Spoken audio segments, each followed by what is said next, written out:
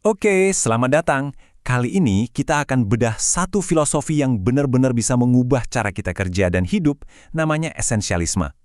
Kalau Anda sering ngerasa super sibuk tapi kok kayaknya nggak ada kemajuan, nah ini bukan soal manajemen waktu. Ini lebih dalam lagi. Ini tentang gimana kita mengelola energi dan fokus kita cuma buat hal-hal yang penting aja.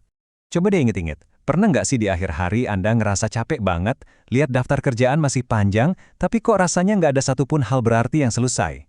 Anda nggak sendirian kok. Kita ini seakan-akan hidup di kultus kesibukan, di mana kalau kita kelihatan sibuk, berarti kita penting. Tapi gimana kalau sebenarnya ada cara yang jauh-jauh lebih baik? Nah, disinilah esensialisme masuk jadi jawabannya. Lupakan ide buat ngerjain lebih banyak hal dalam waktu yang lebih singkat. Esensialisme itu justru sebaliknya, tentang ngerjain hanya hal-hal yang tepat dan melakukannya dengan jauh lebih baik. Anggap aja ini kayak filter super canggih yang misahin beberapa butir emas dari segunung pasir.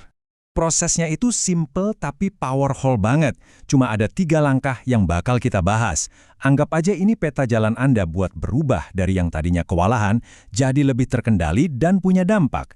Jelajahi, hilangkan, dan laksanakan. Yuk kita mulai dari yang pertama. Oke, langkah pertama, jelajahi. Ini bukan soal langsung kerja. Justru sebaliknya. Ini soal kita sengaja bikin jeda, bikin ruang buat mikir, buat evaluasi, dan akhirnya nemuin apa sih yang benar-benar pantas dapetin energi kita yang paling berharga. Coba lihat bedanya. Seorang non-esensialis itu kayak lari terus di roda hamster, nggak berhenti-berhenti. Sementara seorang esensialis, dia berani buat berhenti sejenak. Nah, ini perubahan kuncinya. Dari sekedar bereaksi terhadap apapun yang datang, jadi memilih dengan sadar. Waktu untuk berpikir itu bukan kemewahan loh, justru itu bagian paling produktif dari kerjaan kita. Terus, gimana cara praktisnya buat nyaring semua pilihan itu? Coba pakai alat super ampuh ini, aturan 90%. Jadi gini, setiap kali ada peluang atau tawaran, coba kasih nilai dari 0 sampai 100. Kalau nilainya bukan 90 ke atas, anggap aja nilainya 0. Udah, buang. Ini kedengarannya kejam ya? Tapi ini cara paling efektif biar kita nggak kejebak sama komitmen yang lumayan bagus, tapi sebenarnya cuma nyedot energi kita. Atau kita bisa pakai patokan lain yang lebih simpel.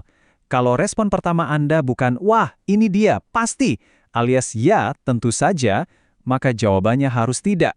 Standar setinggi ini bakal jadi perisai buat Anda, buat ngelindungin waktu Anda dari hal-hal yang cuma menuhin jadwal, tapi nggak ngasih nilai apa-apa. Nah, setelah Anda berhasil menjelajahi dan nemuin mana aja yang vital, tantangan berikutnya muncul.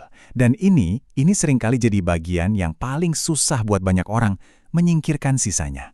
Selamat datang di langkah kedua, seni mengatakan tidak.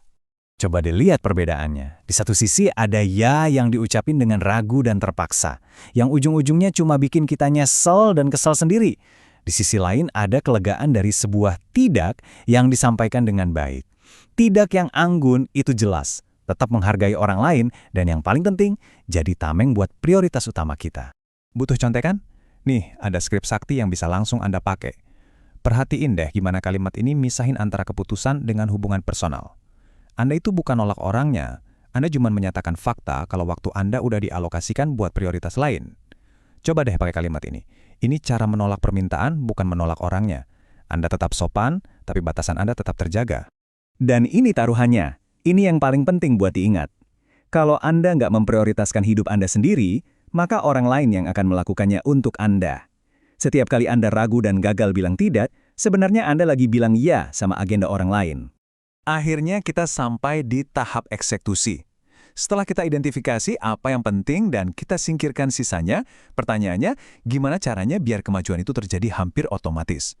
Jawabannya bukan di tekad yang lebih kuat, tapi di desain sistem yang lebih cerdas. Coba lihat ini, berhenti jadi orang yang susah payah ngedorong batu besar ke atas bukit, yang cuma ngandelin tekad yang gampang habis. Jadilah orang pinter yang bangun sistem supaya batunya bisa gelinding sendiri.